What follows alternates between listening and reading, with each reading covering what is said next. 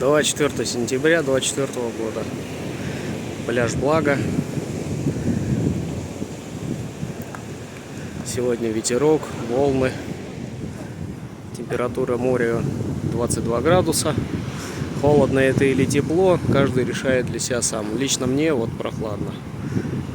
Но если нет, если не ветер, то в принципе тепло. Но с ветром, выходишь, все-таки холодновато. Вон там центральный пляж. Там народа, конечно же, много.